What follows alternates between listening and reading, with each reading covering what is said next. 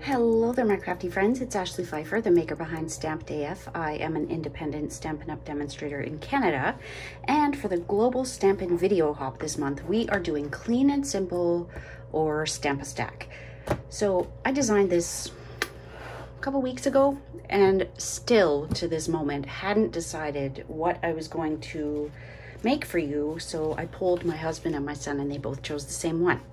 So I want to show you, I use the Baubles dies from this bundle because I just love them. I did not use the stamp set. Don't love it. I mean, the ornaments are great and I'll do some coloring with that, but I don't know, something about the sentiments. So I chose to use Heartfelt Wishes. So we've got Merry Christmas, Happy Holidays, Happiest Holidays, Much Gratitude, Sending Love, Cheers, and then a whole bunch of little ones down there. So let me show you. I made 4 cards because I thought stamp a stack, right? Which I haven't done in ages. So the first one, let me back step that just a second. So I wanted to do something with the Simply Elegant DSP. I have not used much of this at all, and I think there's just something so beautiful about black and white for the holidays because it's unexpected, right? So for all 4 of my designs, I use the Simply Elegant DSP. On this one, I used the black glitter paper, I used silver foil, I did a little strip of the basic black with the Tasteful Textiles embossing folder, and on the inside I have Happiest Holidays to You and Yours. I might use the Stamparatus to restamp that. Okay, so we have number 1.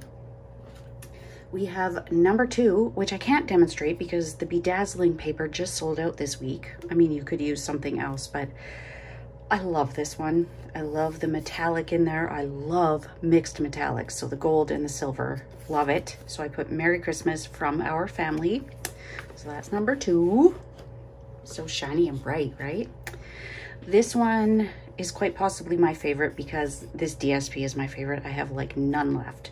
So I showed my husband this. He's like, what's Merry Bright? I'm like, well, I'm guessing something in there is supposed to, oh, there it is. There's the ampersand. He's like, what's Merry and Bright? I'm like, a holiday sentiment. So there's that one. And I just love that black ornament. So Merry Christmas and a Happy New Year. So that's number 3. And then number 4, I really hesitated on because it doesn't use the same bundle. It uses the Time of Giving bundle, and I just love the DSP. We've got this little panel of Very Vanilla, and then we've got those ornaments, which could use some Wink of Stella, but then I felt like I was gonna have to do the whole thing. But I just love the little bit that's popped up, and it says Happiest Holidays This Wondrous Season. So every time I looked at it, I thought, well, I could demonstrate all 4, but that's going to take forever. And I thought, every time I looked at them, one didn't fit in. So this one doesn't use the same bundle. This one doesn't have black. Like there was just something every time where I'm like, it doesn't really fit. And this one has no gold. But lo and behold, that is the one that they both chose. So I'm going to show you how to make this one. I might do this one like on a Facebook Live or a quick video coming up because I just think it's so pretty. And that bundle has been very underrated. But know that with these Baubles dies, and I will have the supplies linked below because I can't remember if that's what they're called, you don't have to get the bundle. If you do, you save 10%. But you can make all of these, well, these 3 with this bundle. And we don't even need sentiments on the front. I mean, this one's built in, but. Okay, so we're going to do the one standalone that doesn't have any gold. And we don't need many supplies for it, actually. So I have a top folding basic white card base, basic white thick. I have a 4 1/8 by 5 3/8 basic black matte. I'm obsessed with this matte size right now. I've got a 4 by 5 1/4 piece of DSP, and I mean this side would look pretty too, but there's no black, so I think it might be a little stark. Okay, so that one's 4 by 5 1/4. I've got a scrap of the glitter paper and a scrap of foil. I realized I don't have the basic black, but I will grab a piece of that. So for this, we are just going to die cut that round bauble. This one right here. Oh, and there's also one that says Joy. That might be cute on this, but my son specifically said the snowflake one. So I hope you agree. I would have loved to have been able to poll you, but can't because we're not live. So we're going to do the snowflake, but this time I'm going to use adhesive sheet on the back because it's kind of a pain to adhere just a little bit. And then we've got some of this beautiful ribbon that was a returning fave from last year. I will link the name below because all I can remember right now is metallic mesh. So here I've got a scrap of basic black. We'll cut that down to just 1 inch. But for the adhesive sheet, we just need that much. We don't need to peel everything else off. So I'm actually just going to use my scissors to cut that bit. Compensate a little bit for that because I don't like to have sticky bits hanging over the edge because it will stick to my plates for my Stanley Cut and Emboss machine. So all we need to do is peel the release paper. Oh, I haven't done that in a while. This is the sticky piece. Just give it a little burnish. And now for these ones, now that I know I won't stick my finger in it. It's okay if it overlaps a little bit there.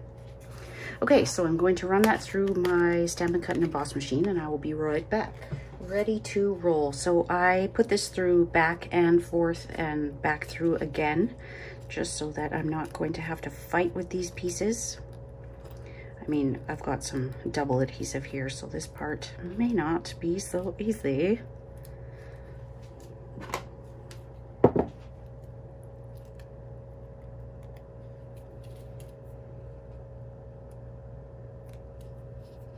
I always hesitate to use my adhesive sheets when it seems like most of it is being cut out, but when you have something that's so intricate like this, it is better to, it sounds terrible, but it's better to waste a little bit than to try and adhere the rest. You can use tiny little dots of glue, but glue dots are too big. And if you do use liquid glue and it smears at all, then it dulls the shine from your foil. So just some of my tips, and we can leave those little bits in, but that one came out, so let's take them all out. I'm just going to use my take your pick tool because that's going to be easier. This one finger is still so sticky. And then poke the ones out of the middle.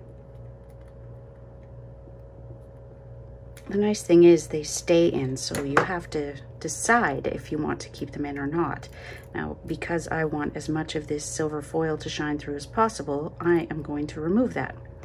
But essentially what you're doing, well, exactly what you're doing is turning this into a sticker.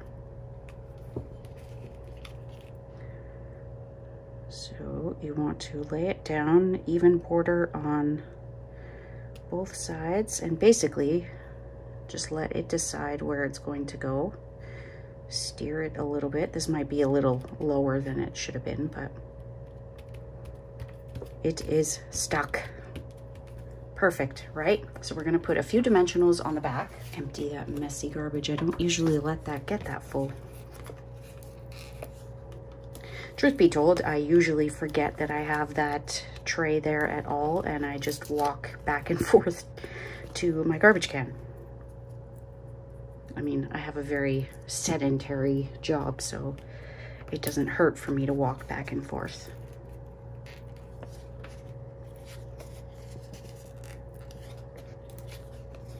And I like to put one in the middle just so it doesn't dip down. Look, now I'm trying to put everything in there. Getting a little ahead of myself. I haven't trimmed or embossed my basic black piece. I haven't adhered anything. I'm going backwards. Okay, so I am going to use Stampin' Seal, but it looks like I could run out at any second. I definitely want to use Stampin' Seal or Stampin' Seal Plus for my DSP. And now when you have a margin that's this small, I find it's best to get it even on the 3 sides and then basically just let it fall where it's going to fall. Let the chips fall where they may. I think we'll have enough for this piece. I don't. Nope. Only have one more refill after this. It's currently on back order. And my son and I get a kick out of this every time I open it. Flinkenfest. Flinkenfest. I want to call it that instead of Stampin' Seal. It's so much more fun. Flinkenfest. Now, every now and then, if you are just using your refills, you want to remove the buildup that ends up on here, because it will eventually gunk up the tip and you won't be able to use it. So I try to remember to do that whenever I put a new refill in, but if I'm in the middle of a video, which tends to be the way it goes, I don't end up wiping it off. Okay, so the same goes for this layer. We want to ensure we have an even border on the 3 sides. Sorry, my thumb is like tremoring and moving it. Okay, so I want to cut this down to 1 inch. It's 5.5 inches long. And now, actually, I want to cut it down to 5 1/4. But if it doesn't bother you to have it hanging off that end, you can just do it like that.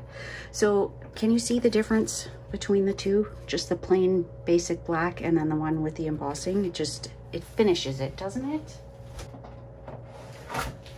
There are so many great folders that we could use, but I'm going to stick with the Tasteful Textiles because I love it. So much so that it's coming apart at the seams, quite literally.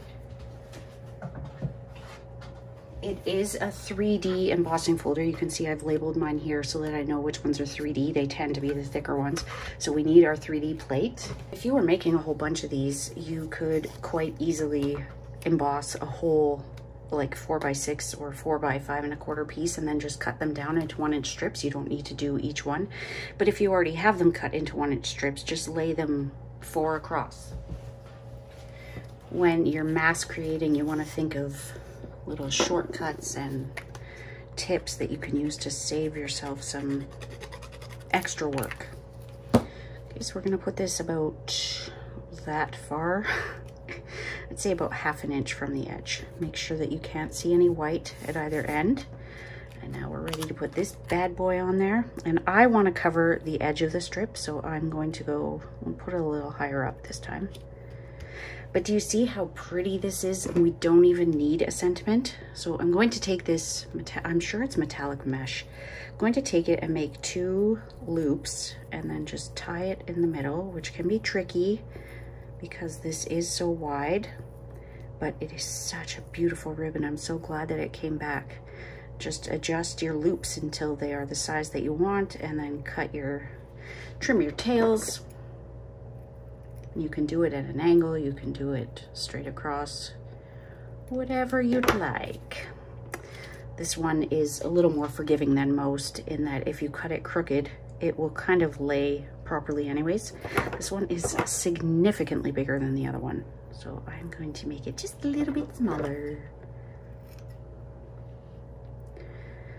So I'm not showing you how to do all 4 cards, but all 4 of them are essentially the same idea. You're going to use some adhesive sheet on that, and with the foil, you're using your mats and strips. Actually, there's only the one mat on there, and they're all so easy. I'll share this one in an upcoming video, but I just thought this one was so pretty and so easy that it would be fantastic to do a whole bunch of them.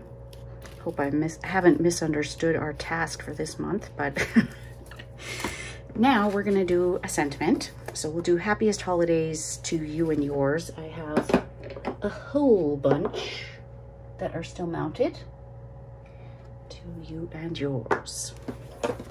So if you haven't considered this stamp set, I hope that this changes your mind. It is a great sentiment one, although there are a couple great sentiment ones in the new catalog, isn't there? Next month for Festivity Delivered, we are using one of those great sentiment stamp sets. So check back on my, check on my Facebook group or my Facebook page. We're gonna do it on an angle. I just love these ones on an angle. So check, and if you're in Canada, you won't want to miss that. If you're in the US, you'll be signing up with Tiffany Almeida. In Canada, it's me. So I'm gonna put this, let's do it in the middle. Isn't that so pretty? Like, it doesn't go off the edge like Merry Christmas does, but I just think it's so pretty. And it looks great whether you do it across or on a diagonal. So it's totally up to you. I hope that you love that as much as I do. If you need any of the supplies to make this or any other project using Stampin' Up! Supplies and you live in Canada, you are not currently working with a demonstrator, I would love to earn your business. You can find out more in the description below. And if this was your first time here, I welcome you. Better late than never. Hope that you will consider hitting that subscribe button to catch a new video each and every week. And on some weeks like this one, 2 videos in that week. I also live stream once a week. So that's all. Thank you for joining me. Have a great week, and we'll see you soon, my crafty friends. Bye.